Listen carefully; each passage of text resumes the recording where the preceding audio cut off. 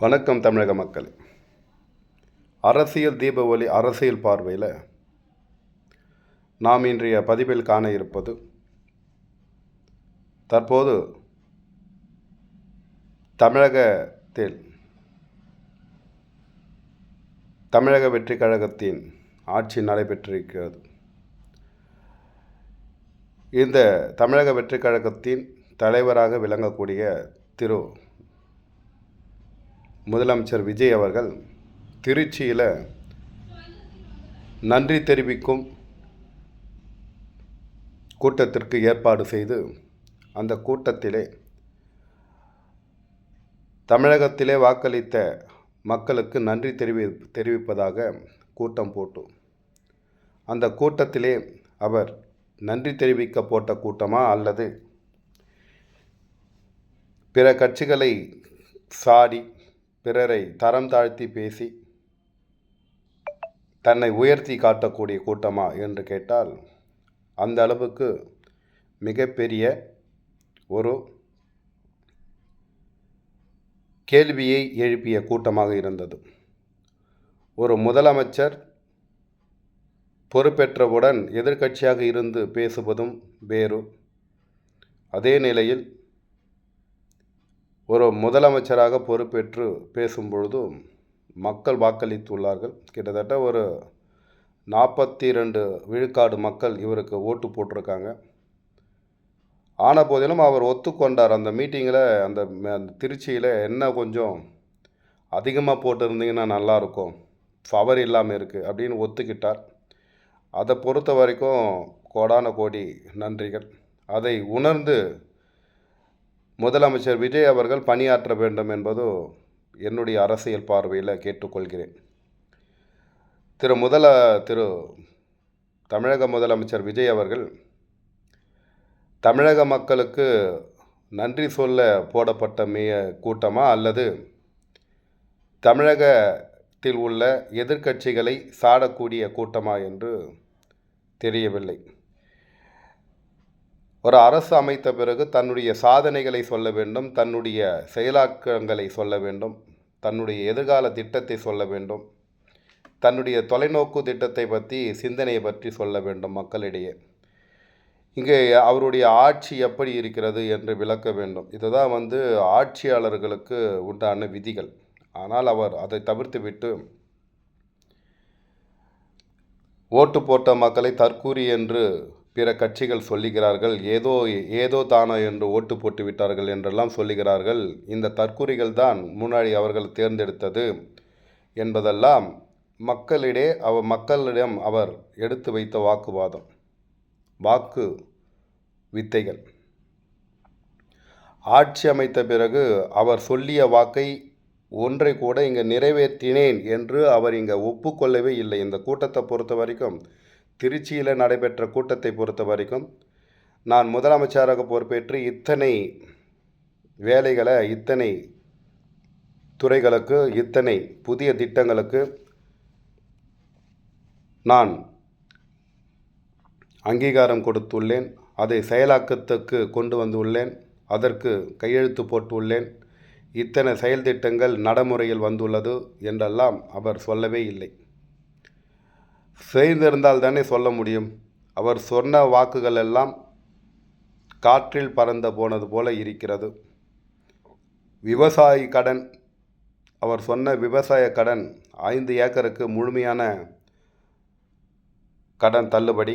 அடுத்த கட்டமாக 5 ஏக்கருக்கு மேலே இருந்தால் 50% தள்ளுபடி, இப்படிலாம் சொல்லியிருந்தார். ஆனால் அவர் சொன்ன விஷயம் இங்கே ஏருக்கு மாறாக அவர் போட்ட விதிமுறைகள் இங்கே தவறாக இருக்கிறது.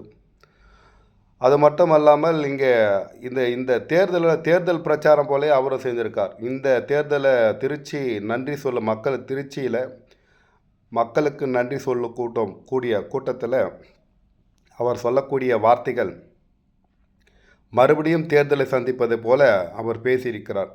என்னவென்றால், தாவைக்காவுக்கும் அதாவது டிவிகேவுக்கும் டிஎம்கேவுக்கும் தான் இங்கே போட்டி, மற்ற கட்சிகளுக்கு இங்கே போட்டியே இல்லை அப்படின்னு சொல்லியிருக்கார். எவ்வளோ பெரிய முட்டாள்தனம் இது! என்றைக்குமே தான் தான் உயர்ந்தவன் என்று யாரும் பேச முடியாது. நான் தான் இந்த உலகத்தை ஆளப் போகிறேன் என்று யாரும் பேச முடியாது. ஒவ்வொரு கணமும் ஒவ்வொரு நிகழ்வுகள் நடந்து கொண்டிருக்கும். அதை முதல்ல ஒரு புரிஞ்சிக்கணும். தமிழக வெற்றி கழகத்திற்கும் டிஎம்கேங்க தான் போட்டினா, டிஎம்கே கூட்டணியில் டிஎம்கே கூட்டணியில் அங்கம் வகித்த கூட்டணி கட்சிகள் ஆதரவோடு நீங்கள் ஏன் ஆட்சி அமைச்சிங்க? இதற்கு உங்களால் பதில் சொல்ல முடியுமா? நீங்கள் ஒரு தூய சக்தி. நேற்று நீங்கள் என்ன சொல்லியிருக்கீங்க? தூய சக்தி, தீய சக்தி, பாதாள சக்தி, என்னென்னமோ சக்தியெல்லாம் பண்ணி இந்த பைபிளில் வர வசனங்களை அப்படியே படிக்கிறீங்க ஐயா. நீங்கள் பைபிளில் வர வசனங்களை அப்படியே படிக்கிறீங்க. தூய சக்தி எந்த மனிதனும் கிடையாது. நீங்கள் கூட தூய சக்தியாக சொல்லுங்கள். இந்த கேள்விக்கு நீங்கள் பதில் சொல்ல முடியும். நீங்கள் தூய சக்தி என்றால் எதை வச்சு நீங்கள் தூய சக்தி என்று சொல்கிறீங்க?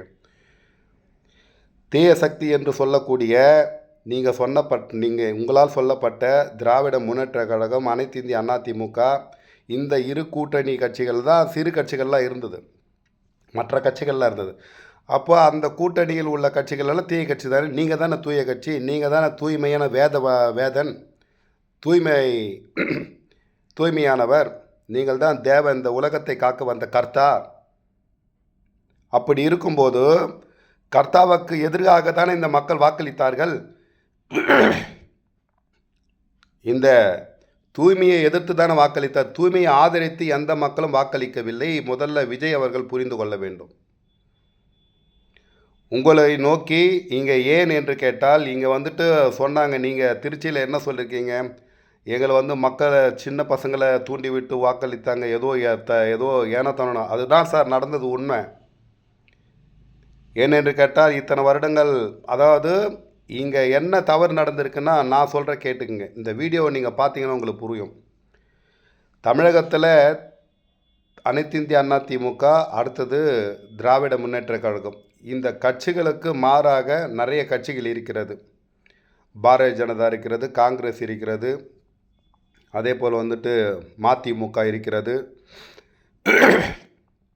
அப்புறம் பாமக இருக்கிறது, அதே போல் நாம் தமிழர் கட்சியெலாம் இருக்கிறது. நாம் தமிழர் கட்சி மட்டும்தான் தனிச்சையாக நிற்குது, உங்களை போல் நிற்குது.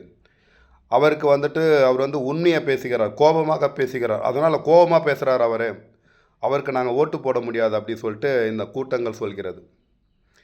மற்ற கட்சிகள் எல்லாம் இந்த திராவிட முன்னேற்ற கழகத்தோடும் அனைத்து இந்திய அதிமுகவோடும் கூட்டணி வச்சு போட்டியிட்டாங்க. அதனால் இவர்களை மக்கள் நம்ப முடியவில்லை. ஒரு தனிச்சையாக தனிச்சையாக தமிழக வெற்றி கழகம், அதாவது தனிச்சையாக நாம் தமிழர் கட்சி போட்டியிட்டு எந்த இலவசமும் தரமாட்டேன் என்று சொல்லி அவர் தன்னிச்சையாக போட்டியிட்டார். அதை மக்கள் ஏற்க மறுக்கிறார்கள். அப்போது மக்களுக்கு இலவசமாக வேண்டும், நல்ல ஆட்சியும் கொடுக்கணுன்னா எப்படி முடியும்? உங்களால் முடியுமா? இப்படி தான் நடந்திருக்கிறது. உங்களுக்கு வாக்கு போட்டதற்கு என்னன்னா, அவர்களுக்கு போட்டு விட்டோம். அனைத்து இந்திய அண்ணா திமுகவும் வாக்களிச்சிட்டோம், திமுகவுக்கும் வாக்களிச்சிட்டோம். அந்த கூட்டணிகள், அந்த கட்சிகளோடு தான் பிற கட்சிகள் கூட்டணி இருக்கிறது. சீமான் நல்லா தான் பேசுகிறார், ஆனால் அவர் கத்தி பேசுகிறார். ஒரு கவர்ச்சியாக பேசவில்லை, எங்களை சிந்திக்கும் வகையிலே அவர் சிந்திக்கும் வகையில் தான் பேசுகிறார். அவர் எல்லா பேச்சுகளும் சிந்திக்கும் வகையில் தான் பேசுகிறார். ஆனால் அவர்களுக்கு குணச்சித்திரம் இல்லை. அவர் வெறுப்பாக பேசுகிறார். அதனால் எங்களுக்கு அவர் பிடிக்கவில்லை. அதனால் மாற்று சிந்தனையாக இவர் புதுமையாக வந்திருக்கிறார், நடிகர், எந்த தப்பு இது வரைக்கும் பண்ணலை, அதனால் நல்லது செய்வார் அப்படின்னு சொல்லிட்டு மக்கள் ஓட்டு போட்டாங்க. அப்படி ஓட்டு போட்ட காரணத்தில் யாருக்குமே இங்கே மக்கள் யாருக்கு சரியாக ஓட்டு போடணுன்னு யாருக்குமே தெரியல. அதனால தான் இந்த தேர்தலை பொறுத்த வரைக்கும் யாருக்கும் அறுதி பெரும்பான்மை கிடைக்கல. உங்களையும் முழுமையாக வெற்றி பெற வைக்கலை தமிழக மக்கள். முதல்ல நீங்கள் சிந்திச்சுக்குங்க. ஏதோ காற்றடிக்க ஏதோ பனம்பழம் காற்றை எங்கோ காற்றடித்து எங்கோ பனம்பழம் விழுந்த கதை தான் தற்போது உங்களுக்கு கிடைத்திருக்கக்கூடிய ஆட்சி, அதிகாரம், பதவி என்பது. இது எந்த தருணத்திலும் அதே போல் காற்றடித்தால் பனம்பழம் விழுவதைப் போல உங்கள் ஆட்சி நிலைக்குமா என்று கேட்டால் நிலைக்காது. உங்கள் ஜாதகப்படி நீங்கள் சொல்வது ஒன்று, செய்வது ஒன்று. மேடைகளிலே ஸ்கிரிப்ட் எழுதி கொடுத்தா தான் நீங்கள் பேசுகிறீங்க. டைரக்ஷனில் ஒரு ஆக்ஷன் சொன்ன பிறகு தான் நீங்கள் அதை படிக்க ஆரம்பிக்கிறீங்க. இது ரியலாக நீங்கள் படிக்க ஆரம்பிக்கணும். அப்போ தான் இது வரைக்கும் ஒரு ப்ரெஸ் மீட் கொடுத்துருக்கீங்களா? மேடையில் ஏறி ஸ்கிரிப்டை வச்சு பேசக்கூடிய நீங்கள் இது வரைக்கும் 25 தினங்கள் கடந்து கூட நீங்கள் இது வரைக்கும் நேரடியாக ஒரு ப்ரெஸ் மீட் கொடுக்கல, ஒரு செய்தியாளர்களை சந்திக்கலை. இந்தந்த திட்டங்களை அறிவித்திருக்கிறோம், இந்தந்த திட்டங்களை செயல்படுத்தி கொண்டு இருக்கிறோம், இந்தந்த தவறுகள் நடக்கிறது, இனி வருங்காலங்களில் நடக்காது, இது மாதிரிலாம் ப்ரெஸ் மீட் கொடுத்துருக்கீங்களா? ஒரு முதலமைச்சராக இருக்கிறீங்க. கேட்டால் நான் உச்சத்தை விட்டு வந்தேன். இன்றைக்கி நீங்கள் அறிவித்த அறிவிப்புகள் எல்லாமே தவறாக தான் இருக்கிறது. போராட்டங்கள் நடக்கிறது. இங்கே மதுபானங்களை கட்டுப்படுத்துவேன் என்று சொன்னீங்க. எங்கே படுத்துறீங்க? 717 கடை தம்பட்டை அடிச்சுக்கிறீங்க. ஆனால் வந்துட்டு அந்த 717 கடை பிற இடங்களே திறக்கப்பட்டுள்ளது. இதெல்லாம் எந்த விஷயத்தில் நியாயம்? வந்துட்டு நீங்கள் வந்துட்டு திராவிட முன்னேற்ற கழகத்திற்கும் தமிழக வெற்றி கழகம் தான் போட்டி, மற்ற கட்சிகளே இல்லை அப்படின்னு சொல்கிறீங்க. அப்போ மற்ற கட்சிகளே இல்லைன்னா உங்களுக்கு ஆதரவு கத்த கட்சிகள்லாம் ஏன் நீங்கள் ஏற்றுக்கிட்டீங்க? அவருடைய எம்எல்ஏ ஆதரவுகள்லாம் ஏன் ஏற்றுக்கிட்டீங்க? நீங்கள் மறுபடியும் அந்த தமிழகத்தை இந்த தேர்தல் வெற்றி பெற்றதை ராஜினாமா செஞ்சுட்டு மறுபடியும் தேர்தலை சந்திக்க வேண்டியது தானே? உங்களுக்கு பதவி மேலே ஆசை இருக்குது இல்லையா? அதனால தான் எல்லோரும் சேர்த்துக்கிட்டீங்க. பாவம் செய்த கட்சியிலிருந்து தான் வந்தாங்க, தீய கட்சியில் தான் வந்தாங்க. அப்போ உங்ககிட்ட வந்து சேர்ந்துட்டா நீங்கள் தூய சக்தி ஆகிடுவீங்க. அவங்க தூய சக்தி ஆக்கிடுவாங்களா? இப்போது உங்களுக்கு ஓட்டு போட்ட மக்களில் எத்தனை பேர் தீய சக்தியாக இருப்பான்னு தெரியுமா உங்களுக்கு? நீங்கள் தீய சக்தியாக தூய சக்தியான்னு உங்கள் மனசாட்சிக்கு தெரியும். ஆக ஒரு பொறுப்பில் ஏற்ற பிறகு பொறுப்பாக பேசணும். திருச்சி நன்றி சொல்லும் கூட்டத்தில் நீங்கள் எதிர்க்கட்சிகளை சாடி தான் பேசியிருக்கீங்க. உங்களுக்கு மக்கள் முழுமையான ஆதரவு தரவில்லை. அதை முதல்ல உணர்ந்துக்கணும். பிறருக்கு மாற்று என்று சொல்லக்கூடிய நீங்கள் அவர்களோட அகால பாதாளத்தில் போயிருக்கீங்க. எல்லாத்திலுமே குளறுபடிகள், எல்லாத்திலுமே ஒவ்வொரு விஷயத்தையும் கேட்டு செய்ய வேண்டியும், சில விஷயங்களை கேட்டு செய்ய வேண்டிய நிலையில் தான் நீங்கள் இருக்கீங்களே தவிர எதையும் தன்னிச்சையாக, துணிவாக, தைரியமாக செய்யக்கூடிய நிலையிலே தாங்கள் இல்லை என்பது என்னுடைய அரசியல் பார்வை. அதுக்கு சாட்சி உங்களுடைய திருச்சி நன்றி சொல்லும் கூட்டம். நன்றி.